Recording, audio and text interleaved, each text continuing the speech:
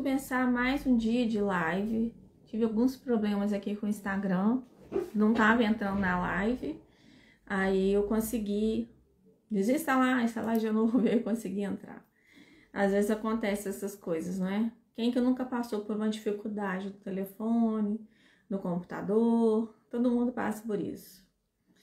Bem, vamos voltar então à nossa leitura. Hoje é a leitura 5, o fim da procrastinação. E ele está falando a emoção do sentido, né? Resultando de um terceiro tipo de felicidade, além daqueles criados pela alegria e pelo estado de fluxo, né? Então, a gente está falando dos atos altruístas, que ele falou da outra vez, de ter deixado um bilhete na van do senhor, né? Que depois foi lá agradecê-lo.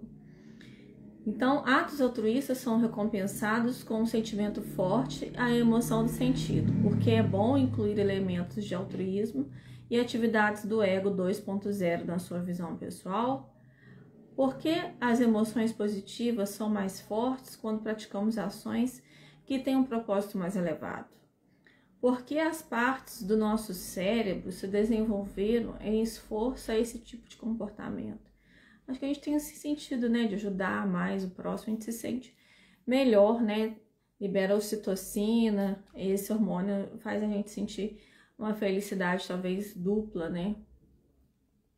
A gente se sente também agradecido de estar no fato de poder ajudar, ao invés de ser ajudado também, tem esse ponto. Para ilustrar isso, imagine uma unidade de algo, pode ser um átomo, uma molécula ou uma célula, ou mesmo uma formiga, um elefante ou um ser humano. Imagino que esse elemento individual tem um potencial imaginário, que está tentando realizar.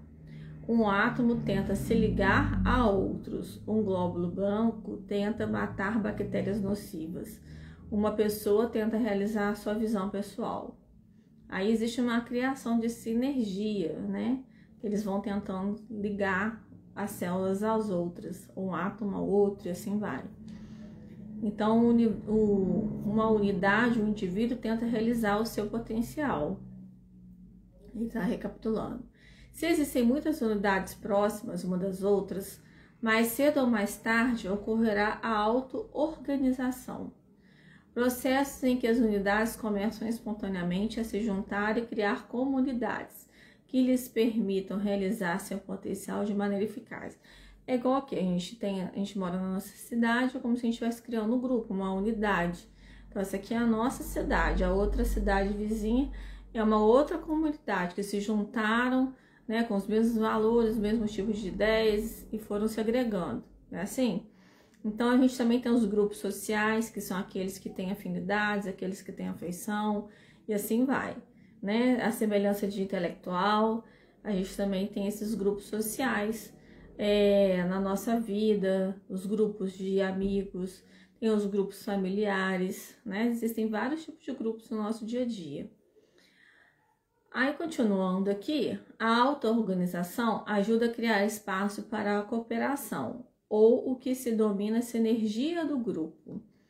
Desse modo, o todo se torna maior do que a soma de duas partes, ou seja, em vez de 1 mais 1 ser igual a 2, na verdade se torna 1 mais 1 igual a 3, porque eles conseguem se expandir mais. E tem mais, o fenômeno da auto-organização ocorre não apenas em nível individual, mas também em nível coletivo. Mais cedo ou mais tarde, esses grupos se juntam formando comunidades que os ajudam a funcionar ainda melhor. E por aí vai. A auto-organização ocorre desde a microescala até a macroescala. Átomos se combinam e formam moléculas, e moléculas se combinam e formam células. Células se combinam e formam organismos. Organismos se combinam e formam comunidades, e assim por diante.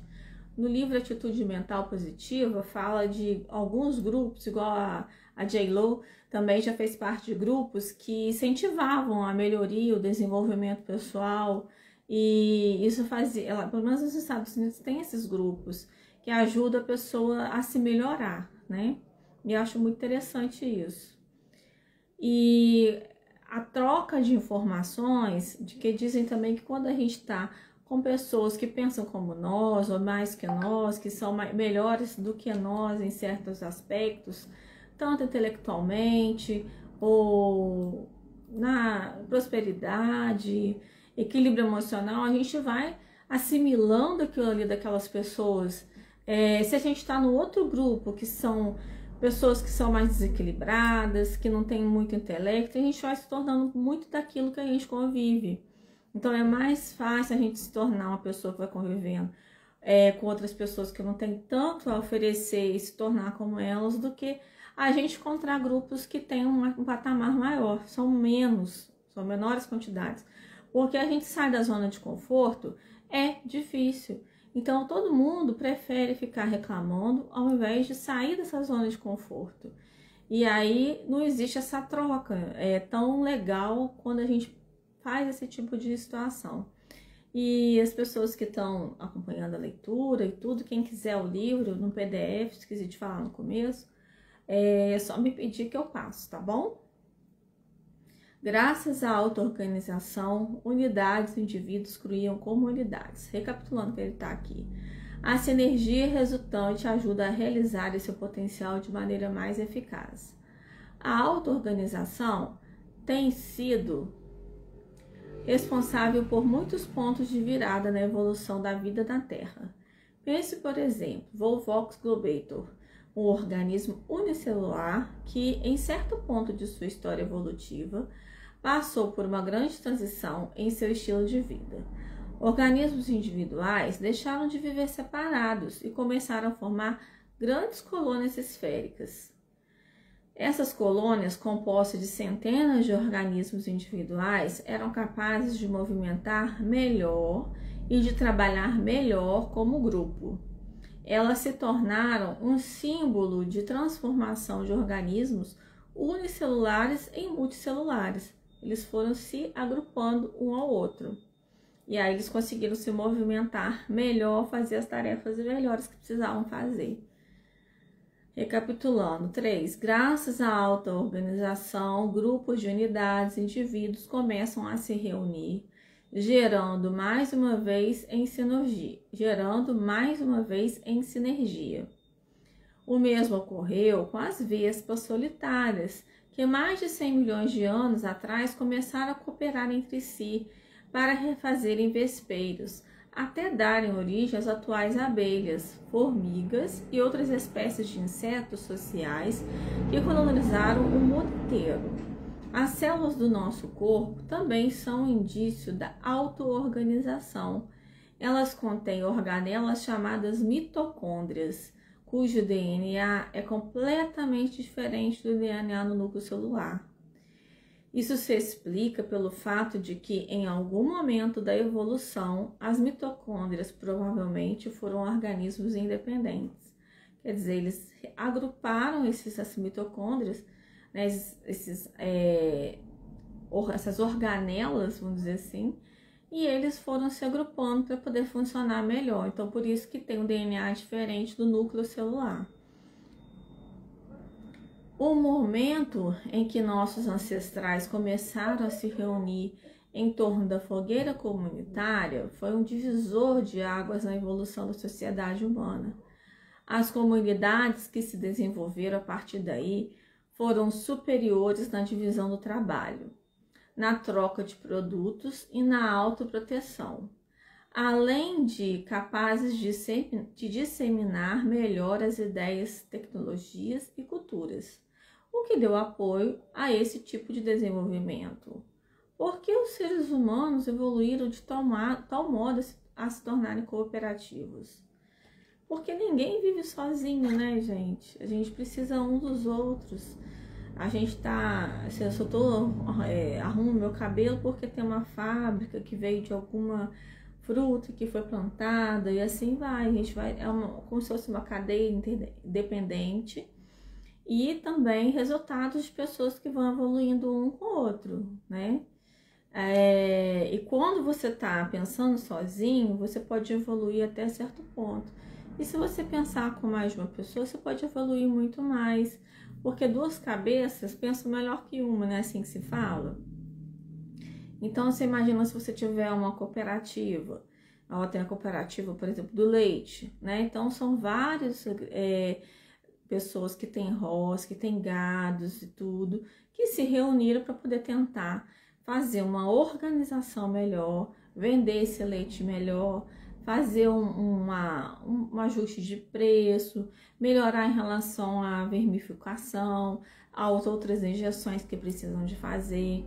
E eles, de repente, eu não sei como funciona, mas imagino que de repente fica mais fácil comprar em conjunto certas coisas, tomar certas providências em conjunto, porque eles ficam amparados, ficam mais amparados, porque aí tem alguém que está ali como dirigente apoiando aqueles que estão ali, levando os problemas que ocorrem, e aí vão solucionando aquilo ali em conjunto. E aí, tipo assim, como a gente tem a votação da prefeitura, a votação presidencial, vai se colocando todos os problemas que a comunidade tem, e aí vai se organizando de uma forma que fique melhor para todos. É assim que é essa comunidade, ou pelo menos é assim que deve se funcionar, entende? E até mesmo para ver essa organização, que aí quando as pessoas se juntam e começam a se organizar, que cada um vai ficar responsável por uma função, e aí quando junta tudo isso daí, vai ficar uma coisa muito melhor do que se fosse uma pessoa só fazendo tudo, certo?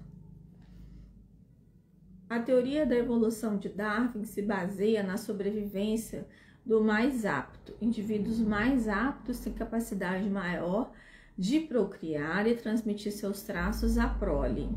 Os incapazes de competir parecem e suas informações genéticas se perecem. Vou ler de novo. Os incapazes de competir perecem e suas informações genéticas se perdem. Mas Darwin também descreveu o que se conhece por seleção de grupo.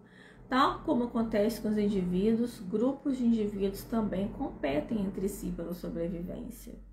Antigamente, né, tinha muito isso, porque era caça, não tinha, era tudo rudimentar, e às vezes tivesse uma tribo perto da outra, uma tribo, que eu falo assim, né, uma aldeia, um conjunto de pessoas, né?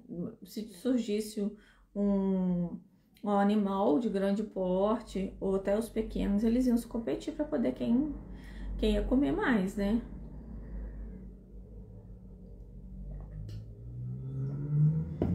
Imagine duas tribos de caçadores de mamutes pré-históricos. Uma dessas tribos atua em grupo. Cada um tem suas tarefas a cumprir. As pessoas se protegem mutuamente e a comida é dividida entre todos quando um mamute é abatido. Como eu falei, eles vão se organizando, vão se ajudando, começam a dividir. A outra tribo é um grupo de indivíduos individualistas e egoístas. Todos esperam que outra pessoa arrisque sua pele na caçada. Eles atuam cada um por si. E, se mesmo assim conseguem abater o mamute, acabam disputando quem vai ficar com o maior pedaço de carne. Então, qual você acha, ele está perguntando aqui, qual das duas tribos tem mais chance de sobreviver? Que quando todos comem juntos, quando todos conseguem se organizar, quando há uma harmonia, com certeza há uma taxa de sobrevivência maior, não é verdade? Assim como empresas que você vê que muitas vezes vai à falência, não consegue ter esse cooperativismo. Não é só por isso, claro, um dos motivos, estou dando como exemplo, tá?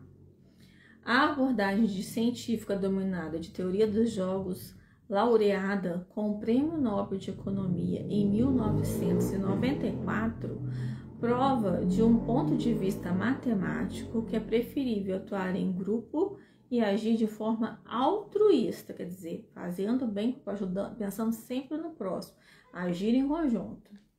Mas, por exemplo, vamos abater aquele mamute. Então você vai para lado de lá, eu vou por aqui, e a gente, né, vamos botar flechas, lanças, né, na época, né? Ia para vários lados, ou eles combinavam um lado só quando fosse passar, poderia fazer uma armadilha, alguma coisa assim, do que cada um tentar por si, às vezes nem conseguir, por exemplo, ficava até mais difícil, talvez. Ao longo prazo, isso é mais vantajoso que um comportamento puramente egoísta. Quanto mais indivíduos cooperativos existem no grupo, maiores são as chances de esse grupo sobreviver. Os seres humanos pré-históricos provavelmente não estavam familiarizados com a teoria dos jogos e, portanto, não podiam basear suas ações nela, mas mesmo assim começaram a agir em grupo. Por quê? Mesmo que antigamente eles não tinham muita moral, não tinham muitas condições, os mesmos pensamentos que nós, eles tinham assim, muito essa coisa de instinto de sobrevivência. Mas ainda assim, nesse instinto de sobrevivência, eles conseguiram pensar e verificar que, graças à seleção de grupos, grupos com indivíduos mais cooperativos têm mais chance de sobrevivência. Aos poucos, as emoções evoluíram com o propósito de dar apoio ao comportamento racional. Por exemplo, tal como a sensação de sede nos lembra de bebermos água para não morrermos desidratados. Provavelmente foi assim que evoluiu a emoção no sentido, nossa recompensa por cooperarmos e agirmos com altruísmo. Essa emoção ajuda na auto-organização e nas atividades do ego 2.0. Desde o início da história humana, que pensadores tentam descobrir como definir o bem e o mal. Do ponto de vista das auto-organizações, ações motivadas pelo ego 2.0 podem ser classificadas como bem elementar. Os indivíduos podem fazer coisas que ajudam não apenas a si próprios, como outros indivíduos e as comunidades de que fazem parte. E essa capacidade de cooperar com o altruísmo leva ao desenvolvimento tanto de indivíduos quanto de grupos inteiros. O oposto do bem elementar seria o mal elementar, o comportamento egoísta pelo qual o indivíduo prejudica outros indivíduos e a comunidade a qual pertence, visando o benefício próprio. Então, como eles estavam falando anteriormente, de disputarem sobre quem ficaria com o maior pedaço de carne. E muitas vezes isso deveria ocorrer com os que são mais fortes. E quantos desses mais fortes que poderiam ajudar os mais fracos foram mortos nessas batalhas? Porque antigamente é como se eles só visassem o agora, só o que era mais importante naquele momento. Eles com certeza não pensavam nas consequências de pessoas que iriam andar em grupo com eles, porque só pensavam em si mesmo, certo? Então, tomemos como exemplo o crescimento desenfreado de células cancerosas que prejudica o corpo do seu hospedeiro. O poder da visão de grupo. Precisamos nos agrupar. Se você quer mudar o mundo, precisa se agrupar. Precisa ser colaborativo. Essa ideia é defendida pelo filósofo suíço Alain de Botton, contém a chave da motivação de grupo. Quando todos os membros de um grupo possuem valores e visões pessoais similares, lógico, gente, que ninguém pensa tudo igual, mas concordam em várias outras coisas, em várias coisas que fazem sentido para aquele grupo que foi formado. Então, quando tem visões pessoais similares, fica bem mais fácil fundar movimentos, organizações e outras associações capazes de realmente impulsionar as coisas para frente. Se as pessoas criam uma visão de grupo, o resultado é uma motivação de grupo bem forte. Se a sua visão pessoal corresponde à visão da comunidade a qual você faz parte, você vai sentir a emoção compartilhada no sentido. Você se sente pertencido. É como se você se sentisse assim, eu vou fazer próximo, eu gosto daquele lá, fulano também gosta de mim, vamos fazer tudo em conjunto. É tão bom estar todo mundo junto, a gente ri, a gente conversa e faz as coisas. Então a gente sente aquela coisa de pertencer a um lugar. Essa emoção tem sido uma das forças propulsoras mais importantes na história humana. Ela derrubou ditadores, promoveu revoluções e gerou outras mudanças que transformaram o mundo. Existem vários exemplos de como essa emoção compartilhada no sentido pode ser experimentada por pessoas no mundo inteiro. Praticamente todas as religiões se sustentam nesse princípio. Torcedores de times esportivos a experimentam e ela pode ser documentada nas experiências de veteranos combatentes. A motivação de um grupo baseada em valores e visão compartilhados é também um fator central para a dedicação dos funcionários da maioria das empresas inspiradoras que visitei. Ele falou que eles faziam parte de um bem maior, não foi? Da Nordisk, né? Se eu não me engano, o nome da empresa. E ele se sentiu motivado, até que ele brincou que será que eles colocavam alguma coisa na bebida deles? Então, é isso aqui, ó, a visão da Novo Nordisk, que proporciona aos seus funcionários um sentido mais profundo, é apenas um exemplo disso. Então, quando você tem um ideal, uma empresa que trabalha por um ideal, a gente se sente motivada, se a gente se afina com aquela meta, com aquele propósito, a missão da empresa, certo? O escritor Simon Sinek expressou o poder da visão de grupo. Se você contrata as pessoas só porque elas conseguem realizar um trabalho, elas trabalharão pelo seu dinheiro. Mas se você contrata pessoas com as mesmas crenças que você, elas vão dar sangue, suor e lágrimas em seu trabalho. Então, elas são altamente motivadas intrinsecamente, porque a missão da empresa combina com os propósitos de vida dela, combina com seus valores, com as coisas que ela assimilou e aprendeu ao longo da vida. Então, por isso, as pessoas que trabalham numa empresa que tem essa compatibilidade de valor, elas se sentem mais motivadas. Então, qual é o melhor tipo de motivação? Se você quiser combater a procrastinação e ser feliz, precisa escolher o tipo certo de motivação, que, como indicam as pesquisas, não vai ser a motivação extrínseca baseada no porrete, nem a motivação intrínseca baseada nas metas. O tipo mais eficaz da motivação envolve se livrar de punições e metas e criar uma visão pessoal que desperte em você a motivação intrínseca baseada na jornada. Então, ela não deixa de ser inerente, de ser dentro, mas ela é baseada na sua jornada de vida. Então, a gente tem que ter compatibilidade, ele está recapitulando aqui, a compatibilidade da visão do grupo e a visão pessoal, tá? E aí é como se eles atraíssem, ele até colocou um imã aqui no desenho, a visão do todo, atraindo cada um dos indivíduos e eles entre si se combinando, se ajustando, se organizando e se unindo para fazer aquilo acontecer. Aí ele fala assim: quando pessoas com valores e visões pessoais semelhantes se unem, cria-se uma motivação de grupo bem forte. No entanto, sua visão não seria um motivador tão forte se envolvesse apenas atos egoístas do ego 1.0. Somente atividades capazes de resultar no bem elementar, atos altruístas do ego 2.0, conseguem gerar a emoção do sentido, que é uma das mais fortes que se pode sentir.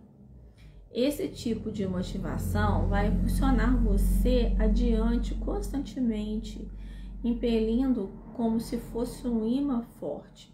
Ao mesmo tempo, você vai alcançar o estado de fluxo e obter a emoção do sentido, que lhe trarão muitos sentidos positivos. Assim, vai se ver no estado duradouro de felicidade no momento presente. Se você se cerca de pessoas com visões semelhantes, consegue colaborar com elas e criar uma comunidade. Assim surge a motivação do grupo, ampliando os efeitos da sua visão pessoal. Como criar uma visão pessoal? Se você não tem ideia, não se preocupe. É o que vamos ver na parte desse livro, na próxima parte deste livro. Olha, eu vou ler mais um pouquinho, a minha voz não tá muito boa hoje. E aí, se eu sentir que eu não tô aguentando, porque o clima tá muito seco, aí eu vou parar, tá bom? Ferramenta, visão pessoal. Seu tempo é limitado, portanto, não o desperdice vivendo a vida de outra pessoa. Não se prenda a dogmas, que é viver conforme os resultados do pensamento de outras pessoas. Essa é uma das ideias proferidas por Steve Jobs em seu discurso para os formandos da Universidade de Stanford em 2005. Escolher o tipo certo de motivação é crucial para seu desenvolvimento pessoal e a redução da procrastinação. Interessante.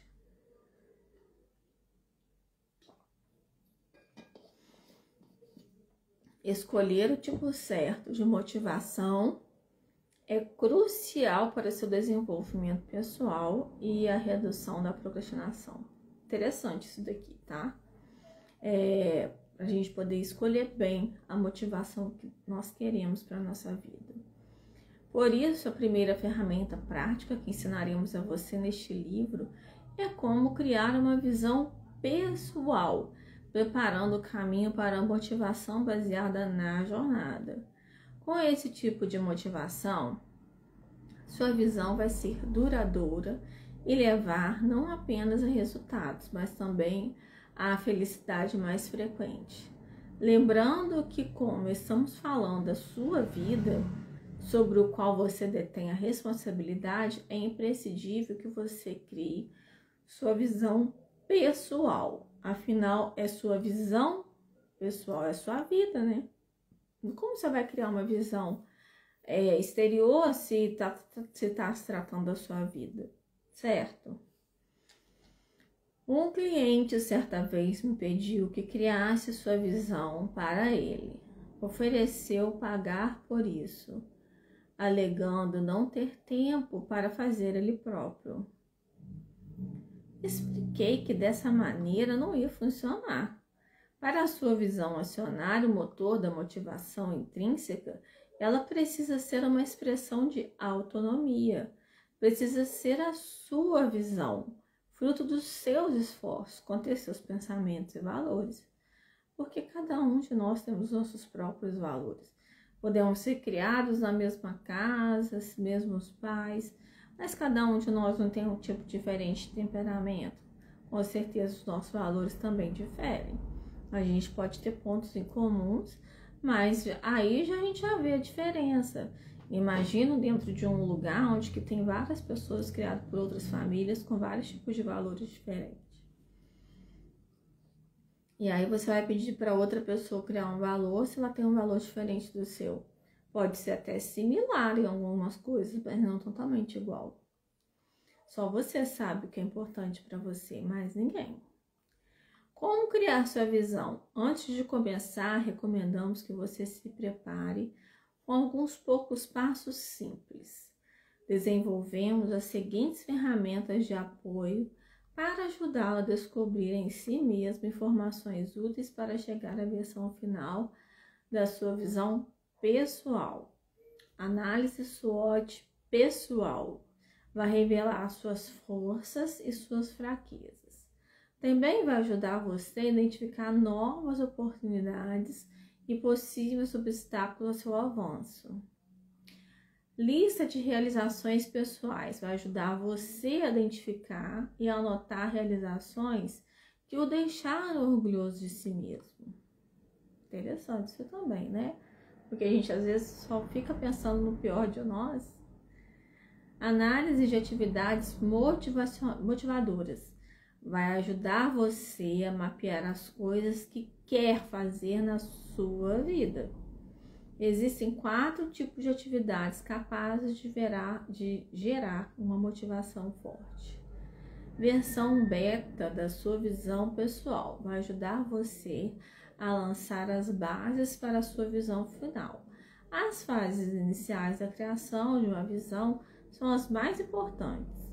mas as pessoas costumam procrastiná-las. Esse método simplifica o processo, permitindo que você dê o pontapé inicial. Então, arranje uma tarde livre em que você possa ficar em paz e sossegado e mãos à obras. As próximas páginas trazem instruções detalhadas de como proceder. Elaborar sua visão pessoal leva tempo, não se apresse. Durante o processo, você vai se ver progredindo, pouco a pouco, rumo a uma versão final de sua visão pessoal. Então, em primeiro ponto, análise SWOT, análise de atividades motivadoras, lista de realizações pessoais, versão beta da sua visão, até que você chega à versão final. O que é essa análise SWOT? Ele está explicando aqui, análise SWOT pessoal. Você é criativo, mas às vezes organizado? Ou é preciso e analítico, mas ocasionalmente não consegue improvisar? Quando pergunta às pessoas quais são os seus pontos fortes e fracos e o que elas gostam e não gostam de fazer, elas raramente sabem me responder. É interessante notar que tantas pessoas não tenham respostas para essas perguntas. Tão importantes, uma análise SWOT pessoal vai ajudar você a encontrar essas respostas. Quer dizer, esse autoconhecimento é de extrema importância. A gente tem que saber o que a gente gosta, o que a gente não gosta. Você pode começar até pelo aquilo que eu não gosto, aquilo eu não vou fazer, aquilo eu não gosto, para depois você ir para as coisas que você gosta, certo? E você vai vendo no seu dia a dia como o seu organismo funciona, o que cai bem para você, no seu estômago, no seu intestino, assim vai, não é só o seu físico, o seu pessoal, palavras que você gosta de ouvir, filmes, livros, rede social, você vai lá mesmo, você mesmo vai se delineando as coisas que você gosta e que você não gosta. E no seu dia a dia, você vai definindo isso pouco a pouco. Isso vai se chamando o autoconhecimento, pontuações do que te faz bem e o que te faz mal. Entende? Você vai começar preenchendo a parte superior do diagrama.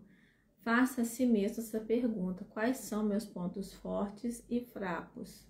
Tente escrever ao menos 5 de cada. Então, primeira parte do diagrama, porque ele colocou uma linha com vários pontinhos, seguindo 5 passos, que o primeiro é a análise SWOT pessoal, que ele colocou em cima dessa linha reta. E então você vai colocar aí quais são seus 5 pontos fortes e seus 5 pontos fracos. Qual o objetivo disso? Aí, se você com o livro, vai ficar mais fácil de você visualizar, porque você vai colocar de um lado os pontos fortes, de outro ponto fraco. Cortou, aí você vai colocar debaixo dos pontos fracos as suas ameaças e do lado dos pontos fortes as oportunidades. Então, se você já sabe que tem seus pontos fracos, elas são uma ameaça para você. Então, quais são as ameaças que ele que ele vai te fazer procrastinar? O que ele vai fazer? Deixar você de ser a pessoa que você quer ser. E as oportunidades, seus pontos fortes, eles vão te ajudar a te elevar, a chegar àquele patamar que você quer, que você deseja, Porque quando a gente quer, a gente tem um objetivo, Então, quando ele perguntou qual o objetivo disso, A gente precisa saber o que a gente quer da vida, onde você quer chegar. Você não está procurando quais são a sua visão, qual é a sua motivação. Então, a sua motivação é o que você é, o que representa você, o que você quer ser quando crescer, vamos dizer assim, o que você quer fazer da sua vida que vai te fazer representar que você está vivendo sua vida plenamente. Entende? Aí ele fala aqui, para realizar sua visão, você precisará aplicar seus pontos fortes nas atividades que vai executar com mais frequência. Quando você tem as habilidades para algo em que encontra significado, é aí que acontece o fluxo. Já seus pontos fracos são inimigos do fluxo. Portanto, tome cuidado com eles ao definir sua visão. Se você não tem as habilidades necessárias para executar algo que, no entanto, é importante para realizar sua visão, vai acabar se sentindo ansioso e frustrado. Então, a gente tem que ver quais são os desafios que vai te levar a um fluxo e, ao mesmo tempo, as suas habilidades que vão te trazer também esse fluxo para você ter essa motivação. Você só tem que tomar cuidado para você não procrastinar, para não ter frustração, ao mesmo tempo criar uma expectativa além da realidade. E também dentro dessa sua jornada, se você não vai se entediar demais a ponto de deixar o fluxo correr conforme deve, ou conforme você se colocou para si mesmo. Certa vez, o contador que prestava serviços para a nossa empresa conseguiu perder o equivalente a 3 anos de registros financeiros. Lembro que ao entrar no escritório dele, a gente se deparava com um caos generalizado de papéis. O sujeito parecia totalmente desprovido de precisão, um dos pontos fortes necessários ao tonto contador. Após uns 5 meses, quando parou de trabalhar para nós, ele encontrou os tais registros e nos devolveu. Não creio que fosse desleixado ou uma pessoa, apenas que julgava mal as próprias habilidades. Esse incidente fortaleceu minha opinião de que as pessoas deveriam levar em conta seus pontos fortes e fracos na hora de escolher uma carreira ou definir qual caminho seguir na formação. E isso vale especialmente para o momento de criar sua visão pessoal. Quanto tempo você deve dedicar a melhorar seus pontos fracos? Vai para pensar nisso? Você faz alguma coisa para melhorar o que você não gosta em você? Pela minha experiência, embora sem dúvida seja útil combater suas fraquezas, acho mais proveitoso se concentrar em aprimorar seus pontos fortes. Assim, cheguei à minha proporção ideal de 80-20. Isso significa que dedico 80% do meu tempo a desenvolver meus pontos fortes e apenas 20% a combater os meus pontos fracos. Deve ser muito entediante, às vezes, também você querer combater os pontos fracos o tempo todo. Aproveita as suas possibilidades, as suas qualidades e manda ver. A visão pessoal não serve apenas para nos desafiar e indicar a direção certa. Também é importante que as principais atividades você executa, aquelas que conduzem à realização da sua visão pessoal e envolvam seus pontos fortes. Ao escrever, não sinta o mesmo fluxo que sentiria se eu estivesse dizendo as mesmas palavras para você num dos meus seminários. Embora eu veja o mesmo significado nas duas atividades, escrever e falar. Falar sempre foi natural para mim, enquanto nunca considerei minha visão pessoal. Desculpa, eu pulei aqui. Falar sempre foi natural para mim, enquanto eu nunca considerei a escrita um dos meus pontos fortes. É por isso que minha visão pessoal depende mais das minhas habilidades como palestrante do que das minhas habilidades como autor. Mas voltemos à análise SWOT. O próximo passo é anotar as oportunidades e ameaças. Quando pensamos nas oportunidades que temos na vida, começamos a ver melhor as possibilidades que o mundo oferece. Ao criar sua visão, é importante escolher apenas a oportunidade-chave de bater a porta na cara das demais. Uma das características mais importantes da visão pessoal é que ela pode ajudar você a combater a paralisia decisória e a selecionar as oportunidades mais importantes na tesoura aberta do potencial. Se você deixa várias outras portas abertas, acaba ficando menos satisfeito com a que escolheu. Portanto, feche intencionalmente a tesoura do potencial, para que seja mais fácil realizar seu potencial. Por exemplo, imagine que todo dia pensa em mudar para a Nova Zelândia, ou em trocar de emprego ou mesmo de parceiro. De maneira repetitiva, sua energia está sendo sugada. Entretanto, se você conseguir tomar uma decisão ao longo do prazo, ou mesmo permanentemente, em vez de passar seus dias hesitando, vai conseguir se concentrar naquilo que definiu como importante. Então, analisar ameaças é necessário como medida preventiva. Devemos sempre pensar nos obstáculos que a vida pode colocar no nosso caminho. Na maior parte das vezes, ao fazer análise SWOT, as pessoas simplesmente descobrem que não há nenhuma ameaça grave. Essa descoberta ajuda a reduzir as preocupações e a eliminar o medo do futuro, dando a elas uma sensação maior de segurança.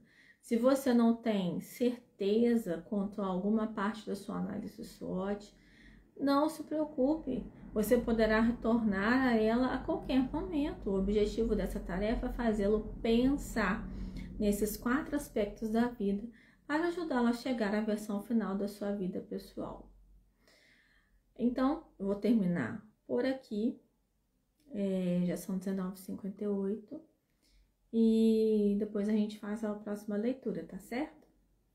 Muito obrigada por estarem me acompanhando, me falarem sobre a live, e espero que a gente já esteja logo para continuar a leitura desse livro, tá bom? Beijo e até mais!